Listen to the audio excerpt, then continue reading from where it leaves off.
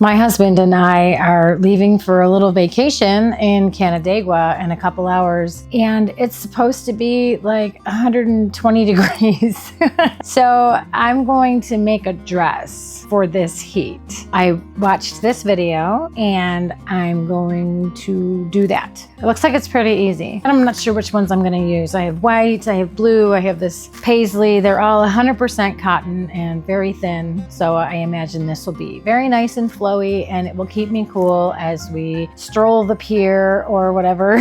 I was able to make a dress in just a couple of hours by following the directions in that video. And I even added some of the bells and whistles that she recommends, like pockets and pin tucks. But I also added some things that I wanted.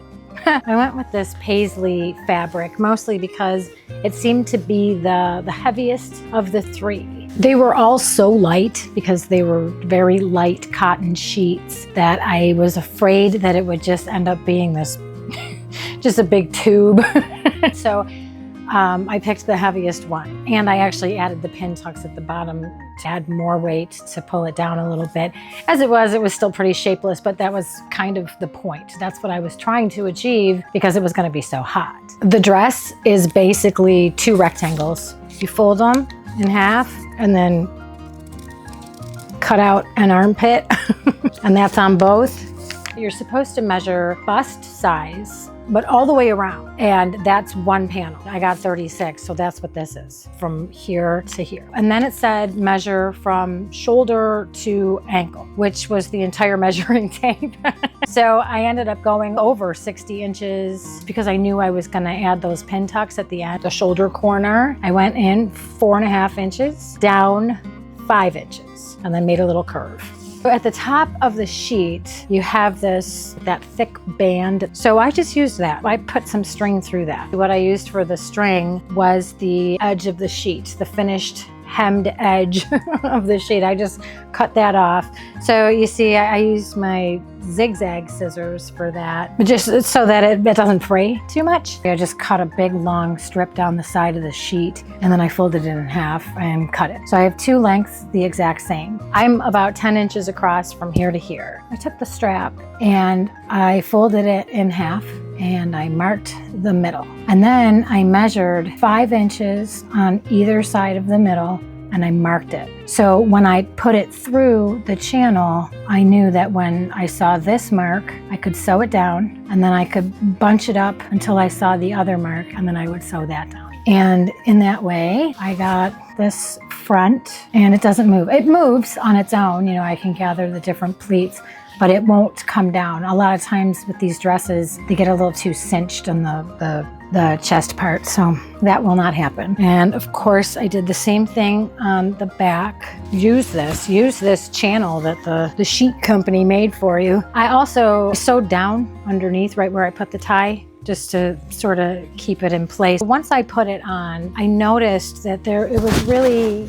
gapy here as that happens, you know, especially when you're not doing darts or anything like that. So I actually did some kind of pleat or something. When I had it on, I folded it over, marked it, and then I just sewed it down. So now when I have this on, it comes up really high in my armpit, not uncomfortably high, and I can make it as high up on my neck as I want. On the back, I added little straps so that I could at least, you know, cinch the back a little bit. I just pinched it inside there and sewed it down. Forgot to show you guys the pin tucks. Look at these. Isn't that nice? And this, you could just get these by folding your dress along a line, an established line, just iron it down and then sew. And there they are, Bob's your uncle. So while I'm really happy with this and how it came out, and it was perfectly useful, and I definitely will wear this all the time, there is one thing I would do differently, and that's instead of using a rectangle, I would use a circle or like a quarter circle. You know what I mean? I would have some sort of 90-degree something cut out so that it hangs better. Okay, I'll show you what it looks like on and the 3 different ways that I can wear it. Actually, 4. There's a bonus way. Okay, so number 1 way to wear it is this giant shapeless tent. Very unflattering, but very cool. Next way, tie these straps And it's a little more gathered in the back, but still very flowy and pretty shapeless still. All I have to do, so I've got this tied, all I have to do is bring these around to the front. And now there's a nice cinched waist, and it's cinched in the back. Now, the bonus way that I can wear this, because it's this very, very neutral color, I can actually wear this in the fall and the winter with some cute turtleneck underneath and then some really awesome boots, maybe a cute belt. So sky's the limit with this dress. I am extremely happy with this, very happy. And I actually highly recommend the girl whose video I watched to make this dress.